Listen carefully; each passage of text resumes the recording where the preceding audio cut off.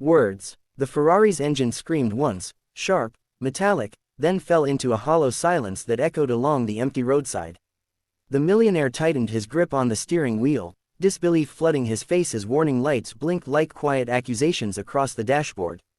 This car had never failed him. It wasn't supposed to. Machines like this were built to obey. He stepped out, the evening sun glinting off the red paint, turning the luxury car into a blazing jewel stranded in the dust.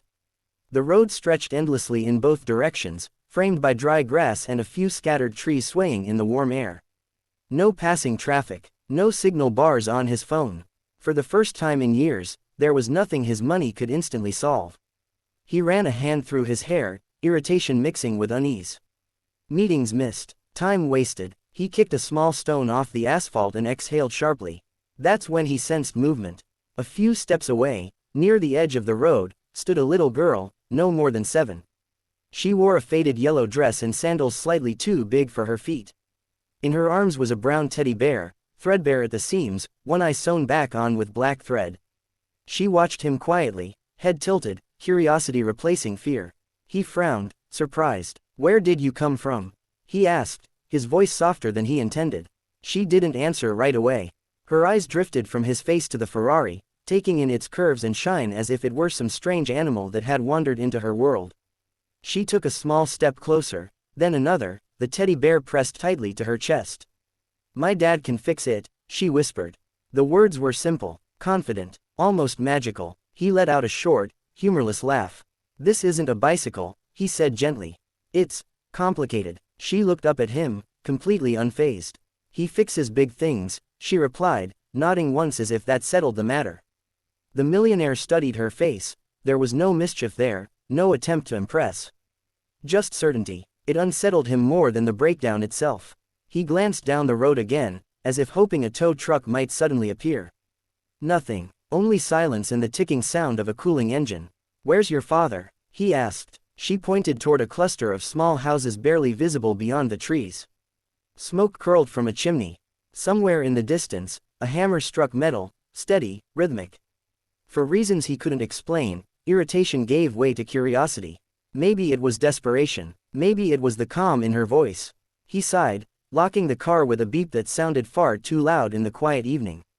"All right," he said at last. "Show me." The little girl smiled. Not wide, not dramatic, just enough to promise that this broken moment was about to change. They walked off the road and down a narrow dirt path, the little girl leading the way with easy confidence. The millionaire followed, his polished shoes collecting dust with every step. He glanced back once at the Ferrari, its red body now half hidden by tall grass, looking oddly small and helpless against the open land. No one in his world would believe this, him, trailing behind a child with a teddy bear, trusting a stranger with a machine worth more than most homes. The path opened into a modest yard. A low house stood there, its paint chipped, roof patched in places with tin. Beside it sat a small garage made of wood and corrugated metal. The door was open, and from inside came the sharp smell of oil and the steady clink of tools. The sound was comforting, real, practiced, honest. "Abba," the girl called out softly. A man straightened from beneath the hood of an old pickup truck. He wiped his hands on a rag and looked at them, surprise flickering across his weathered face. His eyes moved from the stranger's expensive watch to the dust on his shoes, then to his daughter.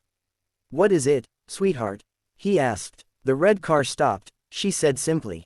"He needs help." The father nodded once, as if engines breaking down were as natural as sunsets.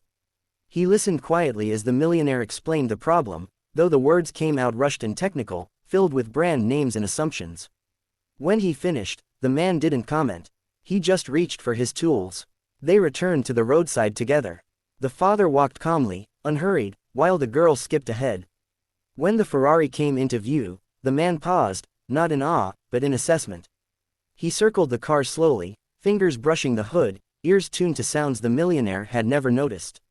"Open it," the father said. As the hood lifted, the millionaire watched closely, half expecting hesitation. Instead, the man leaned in, eyes narrowing with focus. He touched a wire, then another, listening, smelling, feeling. Tools moved with confidence born from years of work, not instruction manuals. Minutes stretched. The sun dipped lower. The girl sat on a rock nearby, humming to her teddy bear. The millionaire's doubt began to twist into something else, respect, maybe. Or shame. He realized how often he mistook simplicity for ignorance. Try now, the father said finally, stepping back. The millionaire slid into the driver's seat, heart pounding. He turned the key. The engine roared to life, smooth, powerful, alive. He froze, then laughed out loud, a sound that surprised even him. He stepped out, eyes wide. That's impossible, he said.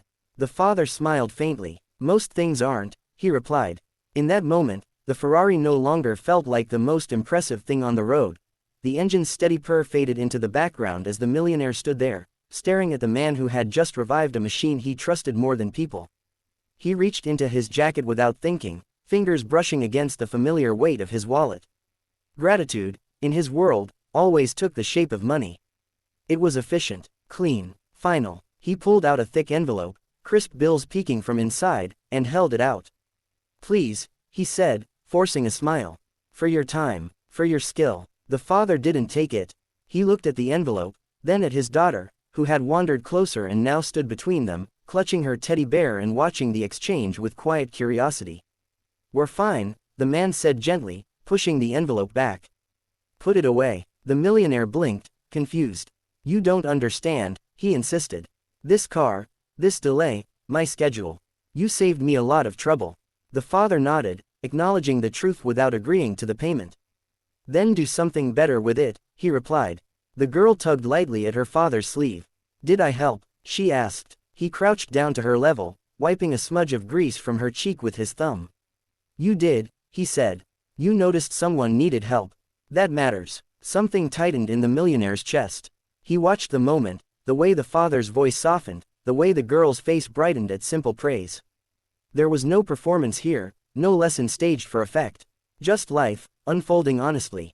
He cleared his throat. At least let me repay you somehow, he said, quieter now. The father thought for a moment. Teach her kindness, he said at last, standing and meeting the millionaire's eyes. If you ever see her, or someone like her, needing help, stop. Don't look away. The words landed heavier than any bill ever had. The millionaire nodded slowly. I will, he said, and meant it. He climbed back into the Ferrari, but before closing the door, he looked once more at the girl.